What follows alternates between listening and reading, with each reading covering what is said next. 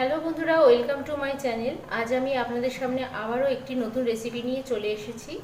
এটি হচ্ছে কুমড়োর ভর্তা।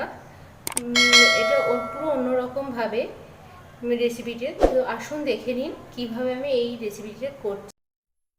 তো দেখুন, এই রেসিপিটির জন্য আমি আগেই কুমড়ো ছোট ছোট করে কেটে নিয়েছি, আর দুটো ছোট ছোট আলু আগেই আমি সেদ্ধ করে নিয়ে রেখেছি, আর 5টা রসুন ছুলে নিয়ে নিয়েছি।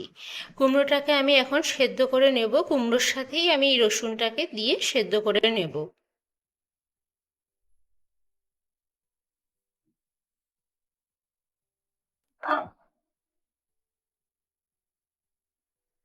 তো কুমড়োগুলো দিয়ে নেওয়ার পরে এর মধ্যে ওই 5টা রসুনের কোয়া দিয়ে দিলাম। তো এটা সেদ্ধ হয়ে গেলে নামিয়ে নেব। কুমড়ো সেদ্ধ হয়ে গেছে, এটা নামিয়ে নিয়েছি।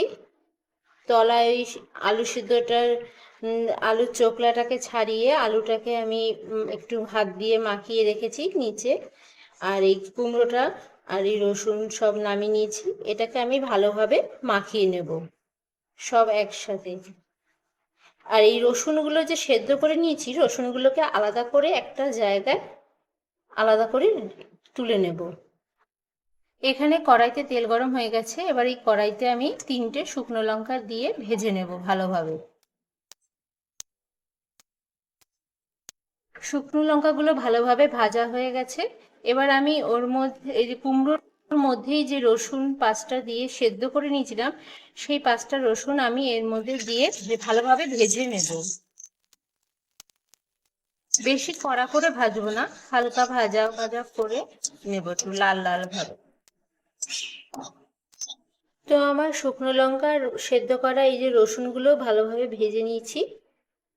তো এবার এইটাকে আমি পুরো একসাথে আলু সেদ্ধ, কুমড়ো সেদ্ধ, ভেজে রাখা শুকনো লঙ্কা আর রসুন সেদ্ধ করা রসুনটাকেও একসাথে ভেজে নিয়েছি, সেই একসাথে ভালোভাবে মেখে নেব।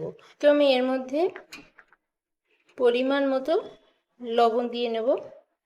আর যেই তেলটাতে আমি শুকনো লঙ্কা আর রসুনটা ভেজেছিলাম, সেই তেলটাই আমি এর মধ্যে দিয়ে নেব।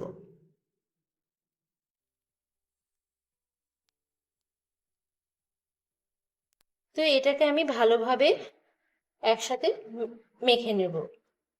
তো দেখুন, আমার কুমড়োর ভর্তাটা পুরো কমপ্লিট। তো এটা করতে বেশি সময় লাগে না, খুব সহজেই এইটা তৈরি হয়ে যায় রেসিপিটা। তো যারা এটা খাননি কখনো, অবশ্যই একবার করে খেয়ে দেখুন, ভালো লাগবে। আর আমার এই রেসিপিটা যদি ভালো লেগে থাকে, অবশ্যই আমার চ্যানেলটিকে সাবস্ক্রাইব করে দেবেন এবং পাশে থাকা বেল আইকনে একটি ক্লিক করে দেবেন, যাতে আরও যখন এরকম নতুন নতুন ভিডিও দেব, সহজেই যাতে আপনাদের কাছে চলে যেতে পারে।